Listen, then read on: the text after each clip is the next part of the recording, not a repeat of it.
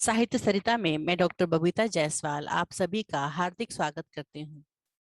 साथियों, आज मैं आपके लिए लेकर आई हूँ भारत विभाजन के दर्द को बयां करने वाली कहानी टोबा टेक सिंह।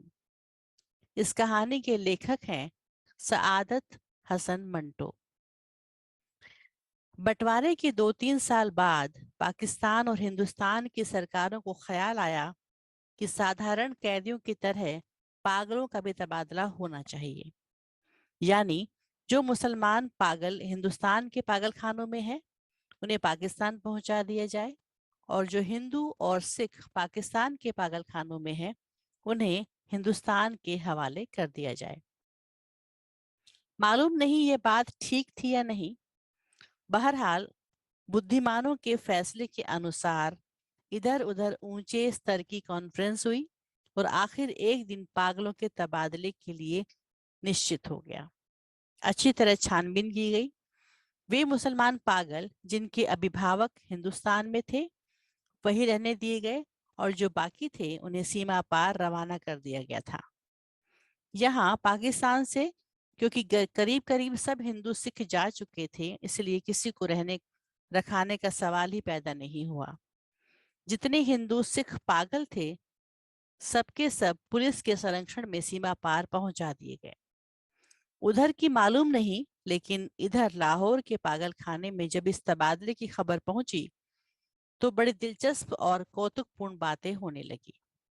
एक मुसलमान पागल जो 12 बरस से रोजाना बाकायदगी के साथ जमींदार पढ़ता था, उससे जब उसके दोस्त ने पूछा, मौलवी साहब यह पाकिस्तान क्या होता है, तो उसने बड़े सोच विचार के बाद जवाब दिया, हिंदुस्तान में एक ऐसी जगह है जहां उस्त्रे बनते हैं। यह जवाब सुनकर उसका मित्र संतुष्ट हो गया। इसी तरह एक दिन एक सिख पागल ने एक दूसरे सिख पागल से पूछा, सरदार जी हमें हिंदुस्तान क्यों भेजा जा रहा है, हमें तो वहां की बोली भी नहीं आती। दूसरा मुस्कुरा दिया, मुझे तो हिंदुस्तान की बोली आती है। हिंदुस्तानी बड़े शैतानी आकड़ आकड़ फिरते हैं। एक मुसलमान पागल ने नहाते नहाते पाकिस्तान जिंदाबाद का नारा इस बुलंदी से लगाया कि फर्श पर फिसल कर गिरा और अचेत हो गया। कुछ पागल ऐसे भी थे जो पागल नहीं थे। इनमें अधिकतर ऐसे कातिल थे जिनके रिश्तेदारों ने अफसरों को दे दिलाकर पागल खाने भिजवा दिया था कि वे फांसी के फंदे से बच जाएं। ये कुछ कुछ समझते थे कि हिंदुस्तान का क्यों विभाजन हुआ है और यह पाकिस्तान क्या है, लेकिन सभी घटनाओं से ये भी बेखबर थे। अखबारों से कुछ पता नहीं चलता था और पहरेदार सिपाही अनपढ़ और जाहिल थे। उनकी बातचीत से वे कोई नतीजा नहीं निकाल सकते थे। उनको सिर्फ इतना ही मालूम था कि एक आदमी मोहम्मद अली जिन्ना है जिसको कायदे आजम कहते हैं। उसने मुसलमानों के लिए एक अलग मुल्क बनाया है जिसका नाम पाकिस्तान है। यह कहाँ है, इसकी स्थिति क्या है, इसके विषय में वे कुछ नहीं जानते।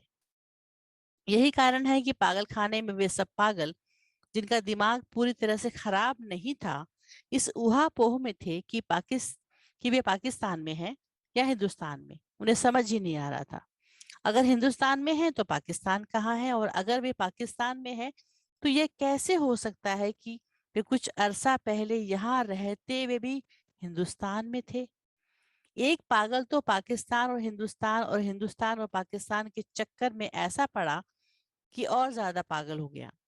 झाड़ू देते देते एक दिन दरख्त पर चढ़ गया और एक टहनी पर बैठकर 2 घंटे लगातार भाषण देता रहा जो पाकिस्तान और हिंदुस्तान के नाजुक मसले पर था। सिपाहियों ने उसे नीचे उतरने के लिए कहा तो वह ऊपर और ऊपर चढ़ गया। डराया धमकाया गया तो उसने कहा, मैं ना हिंदुस्तान में रहना चाहता हूँ ना पाकिस्तान में, मैं इस पेड़ पर ही रहूंगा। बड़ी मुश्किलों के बाद जब उसका दौरा ठंडा पड़ा तो वह नीचे उतरा और अपने हिंदू सिख दोस्तों के गले मिल मिलकर रोने लगा। इस ख्याल से उसका दिल भर आया कि वे उसे छोड़कर हिंदुस्तान चले जाएंगे। एक एमएससी पास रेडियो इंजीनियर जो मुसलमान था और दूसरे पागलों से बिल्कुल अलग थलग बाग की एक खास रोश पर सारा दिन खामोश टहलता रहता था, में यह तब्दीली प्रकट हुई कि उसने अपने तमाम कपड़े उतार कर दफेदार के हवाले कर दिए और नंग धड़ंग सारे बाग में चलना शुरू कर दिया। चन्यूट एक मोटे मुसलमान पागल ने, जो मुस्लिम लीग का एक सक्रिय कार्यकर्ता रह चुका था और दिन में 15-16 बार नहाया करता था, एकदम नई आदत छोड़ दी। उसका नाम मोहम्मद अली था। चुनांचे उसने एक दिन अपने जंगले से घोषणा कर दी कि वह कायदे आजम मोहम्मद अली जिन्ना है। उसकी देखा देखी एक सिख पागल मास्टर तारा सिंह बन गया। करीब था कि उस जंगले में खून खराबा हो जाए, मगर दोनों को खतरनाक पागल करार देकर अलग अलग बंद कर दिया गया। लाहौर का एक नौजवान हिंदू वकील था जो मोहब्बत में पड़कर पागल हो गया था। जब उसने सुना कि अमृतसर हिंदुस्तान में चला गया है तो उसे बहुत दुख हुआ। उसी शहर की एक हिंदू लड़की से उसे प्रेम हो गया था। यद्यपि उसने उस वकील को ठुकरा दिया था, मगर दीवानगी की हालत में भी वह उसको भूला नहीं था। चुनांचे वह उन तमाम मुस्लिम लीडरों को गालियां देता था जिन्होंने मिल मिलाकर हिंदुस्तान के दो टुकड़े कर दिए थे। उसकी प्रेमिका हिंदुस्तानी बन गई थी और वह पाकिस्तानी। जब तबादले की बात शुरू हुई तो वकील को पागलों ने समझाया कि वह दिल छोटा ना करें। उनको हिंदुस्तान भेज दिया जाएगा, उस हिंदुस्तान में जहां उसकी प्रेमिका रहती है। मगर वह लाहौर छोड़ना नहीं चाहता था। इस ख्याल से कि अमृतसर में उसकी प्रैक्टिस नहीं चलेगी। यूरोपियन वार्ड में दो एंग्लो इंडियन पागल थे। उनको जब मालूम हुआ कि हिंदुस्तान को आज़ाद करके अंग्रेज चले गए हैं तो उनको बड़ा दुख हुआ। वे छिप छिप कर घंटों इस समस्या पर बातचीत करते रहते कि पागल खाने में उनकी हैसियत किस तरह की होगी। यूरोपियन वार्ड रहेगा या जाएगा, ब्रेकफास्ट मिला करेगा या नहीं, क्या उन्हें डबल रोटी के बजाय ब्लडी इंडियन चपाती तो जहर मार नहीं करनी पड़ेगी। एक सिख था जिसको पागल खाने में दाखिल हुए 15 वर्ष हो चुके थे। हर समय उसकी जबान से अजीब और गरीब शब्द सुनने में आते थे। ओ पड़दी, गिड़गिड़ दी, एक्स दी, बेध्याना दी, मूंग दी दाल ऑफ द लालटेन। वह दिन को सोता था न रात को। पहरेदारों का कहना था कि 15 वर्ष के इस लंबे अरसे में वह एक क्षण के लिए भी ना सोया था। लेटता भी नहीं था, अलबत्ता कभी कभी किसी दीवार के साथ टेक लगा लेता था। हर समय खड़े रहने से उसके पांव सूज गए थे, पिंडलियां भी फूल गई थी, मगर इस शारीरिक तकलीफ के बावजूद लेटकर आराम नहीं करता था। हर समय खड़े रहने से हिंदुस्तान, पाकिस्तान और पागलों के तबादले के विषय में जब कभी पागलों में चर्चा होती थी तो वह ध्यान से सुनता था। कोई उससे पूछता कि उसका क्या ख्याल है तो वह बड़ी गंभीरता से जवाब देता, ओ पड़दी गिड़गिड़ दी एक्स दी बेध्याना दी मूंग दी दाल ऑफ दी पाकिस्तान गवर्नमेंट। लेकिन बाद में ऑफ दी पाकिस्तान गवर्नमेंट की जगह ऑफ दी टोबा टेक्सी ने ले ली और दूसरे पागलों से पूछना शुरू किया कि वह टोबा टेक सिंह कहाँ है, कहाँ का रहने वाला है। लेकिन किसी को भी मालूम नहीं था कि वह पाकिस्तान में है या हिंदुस्तान में। जो बताने की कोशिश करते खुद इस उलझन में फंस जाते थे कि सियालकोट पहले हिंदुस्तान में होता था पर अब सुना है पाकिस्तान में है। क्या पता क्या पता है कि लाहौर जो अब पाकिस्तान में है कल हिंदुस्तान में चला जाएगा या सारा हिंदुस्तान ही पाकिस्तान बन जाएगा।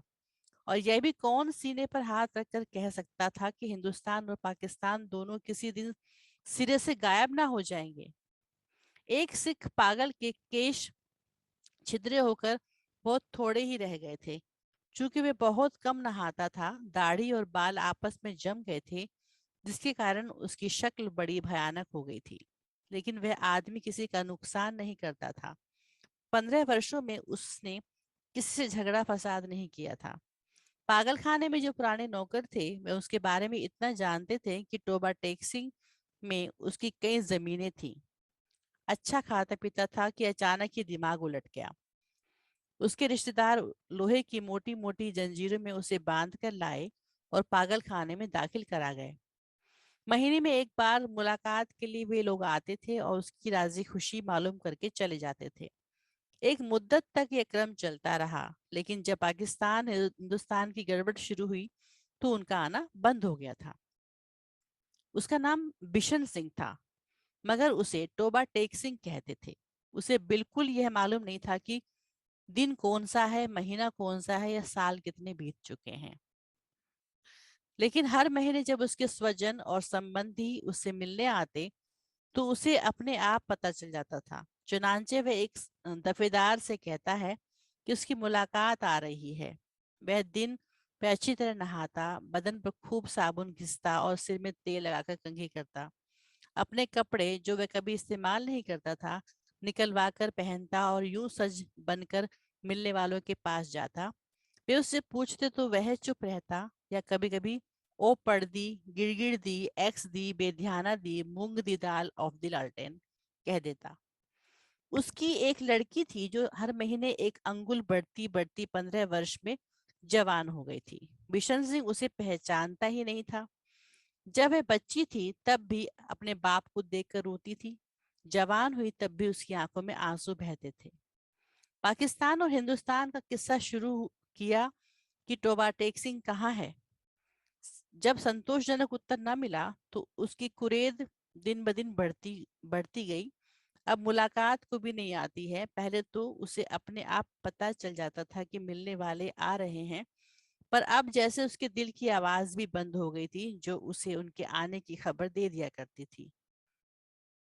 उसकी बड़ी इच्छा थी कि वे लोग आए जो उससे सहानुभूति प्रकट करते थे और उसके लिए फल मिठाइयाँ और कपड़े लाते थे। वे यदि उनसे पूछता कि टोबा टेक सिंह कहाँ है तो वे निश्चित बता देते कि पाकिस्तान में है या हिंदुस्तान में है, क्योंकि उसका विचार था कि वे टोबा टेक सिंह से ही आते हैं जहां उसकी जमीन है। पागल खाने में एक पागल ऐसा भी था जो अपने को खुदा कहता था। उससे जब एक दिन बिशन सिंह ने पूछा कि टोबा टेक सिंह पाकिस्तान में है या हिंदुस्तान में, तो उसने अपनी आदत के मुताबिक कह कहा लगाया और कहा, वह ना पाकिस्तान में है और ना हिंदुस्तान में, इसलिए कि हमने अभी तक हुक्म ही नहीं दिया। बिशन सिंह ने उस खुदा से कई बार मिन्नत खुशामद से कहा कि वह उसे हुक्म दे दे ताकि झंझट खत्म हो जाए, मगर वह बहुत व्यस्त था क्योंकि उसे और भी अनगिनत हुक्म देने थे। एक दिन तंग आकर वह उस पर बरस पड़ा। ओ पढ़ दी, गिड़गिड़ दी, एक्स दी, बेध्याना दी, मूंग दी दाल ऑफ वाहे गुरु जी दा खालसा एंड वाहे गुरु जी दी फतेह, जो बोले सो निहाल, सत श्री अकाल। उसका शायद ये मतलब था कि तुम मुसलमानों के खुदा हो, सिखों के खुदा होते तो जरूर मेरी भी सुनते। तबादले के कुछ दिन पहले टोबा टेक सिंह का एक मुसलमान जो उसका दोस्त था मुलाकात के लिए आया। पहले वह कभी नहीं आया था। जब बिशन सिंह ने उसे देखा तो एक तरफ हटा और वापस जाने लगा, मगर सिपाहियों ने उसे रोका। यह तुमसे मिलने आया है, तुम्हारा दोस्त फजलुद्दीन है। बिशन सिंह ने फजलुद्दीन को एक नजर देखा और कुछ बड़बड़ाने लगा। फजलुद्दीन ने आगे बढ़कर उसके कंधे पर हाथ रखा। मैं बहुत दिनों से सोच रहा था कि तुमसे मिलूं, लेकिन फुर्सत ही नहीं मिली। तुम्हारे सब आदमी राजी खुशी हिंदुस्तान चले गए थे। मुझसे जितनी मदद हो सकी मैंने की। तुम्हारी बेटी रूप कौर। वह कुछ कहते कहते रुक गई। बिशन सिंह कुछ याद करने लगा। बेटी रूप कौर?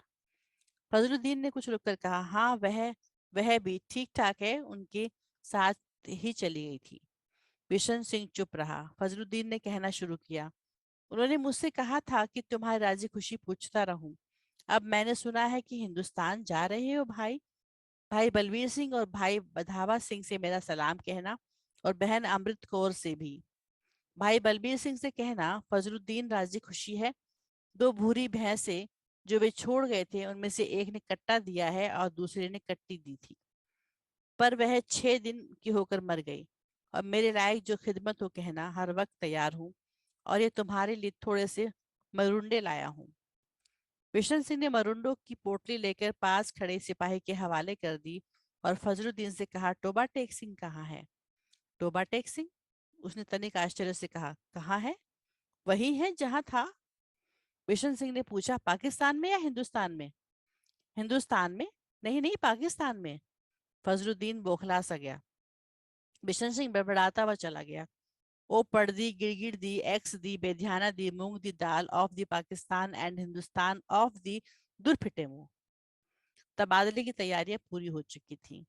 इधर से उधर और उधर से इधर आने वाले पागलों की सूचियां पहुंच गई थी और तबादले की तारीख भी निश्चित हो चुकी थी। सख्त सर्दियां थी, लाहौर के पागलखाने से हिंदू सिख पागलों से भरी लारियां पुलिस के दस्ते के साथ रवाना हुई। संबंधित अफसर भी उनके साथ थे।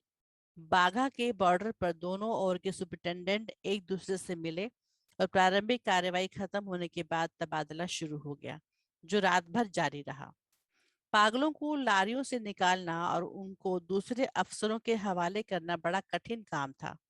कुछ तो बाहर निकलते ही नहीं थे। जो निकलने को तैयार होते उनको संभालना मुश्किल होता, क्योंकि इधर उधर भाग उठते थे। जो नंगे थे उनको कपड़े पहनाए जाते थे तो वे फाड़ कर अपने शरीर से अलग कर देते थे। कोई गालियां बक रहा था, कोई गा रहा था, आपस में लड़ झगड़ रहे थे, रो रहे थे, बक रहे थे। कान पड़ी आवाज सुनाई नहीं देती थी। पागल स्त्रियों का शोरगुल अलग था और सर्दी इतनी कड़ाके की थी कि दांत से दांत बज रहे थे। अधिकतर पागल इस तबादले को नहीं चाहते थे, इसलिए कि उनकी समझ में नहीं आता था कि उन्हें अपनी जगह से उखाड़ कर कहाँ फेंका जा रहा है। थोड़े से वे जो सोच समझ सकते थे, पाकिस्तान जिंदाबाद के नारे लगा रहे थे। दो तीन बार झगड़ा होते होते बचा, क्योंकि कुछ हिंदुस्तानियों और सिखों को ये नारे सुनकर तैश आ गया था। जब बिशन सिंह की बारी आई और जब उसको दूसरी ओर भेजने के संबंध में अधिकारी लिखत पढ़त करने लगे, तो उसने पूछा, टोबा टेक सिंह कहाँ है, पाकिस्तान में या हिंदुस्तान में? संबंधित अधिकारी हंसा और बोला, पाकिस्तान में। यह सुनकर बिशन सिंह उछल कर एक तरफ हटा और दौड़कर अपने शेष साथियों के पास पहुंच गया। पाकिस्तानी सिपाहियों ने उसे पकड़ लिया और दूसरी तरफ ले जाने लगे, किंतु उसने चलने से इनकार कर दिया। टोबा टेक सिंह कहाँ है? और जोर जोर से चिल्लाने लगा, ओ पड़दी, गिड़गिड़ दी, एक्स दी, बेध्याना दी, मूंग दी दाल ऑफ टोबा टेक सिंह एंड पाकिस्तान। उसे बहुत समझाया गया, देखो टोबा टेक सिंह अब हिंदुस्तान में चला गया है, यदि नहीं गया है तो उसे तुरंत ही भेज दिया जाएगा, किंतु वह नहीं माना। जब जबरदस्ती दूसरी ओर ले जाने की कोशिश की गई, तो वह बीच में एक स्थान पर इस प्रकार अपनी सूजी हुई टांगों पर खड़ा हो गया, जैसे अब कोई ताकत उसे वहां से नहीं हटा सकेगी। क्योंकि आदमी बेजरर था, इसलिए उसके साथ जबरदस्ती नहीं की गई, उसको वहीं खड़ा रहने दिया गया और शेष काम होता रहा। सूरज निकलने से पहले स्तब्ध खड़े हुए बिशन सिंह के गले से एक गगनभेदी चीख निकली। इधर उधर से कई अफसर दौड़े आए और देखा कि वह आदमी जो 15 वर्ष तक रात दिन अपनी टांगों पर खड़ा रहा था, औंधे मुंह लेटा था। इधर कांटेदार तारों के पीछे हिंदुस्तान था, उधर वैसे ही कांटेदारों के पीछे पाकिस्तान था। बीच में जमीन के उस टुकड़े पर जिसका कोई नाम नहीं था, टोबा टेक सिंह पड़ा था। तो ये थी कहानी टोबा टेक सिंह।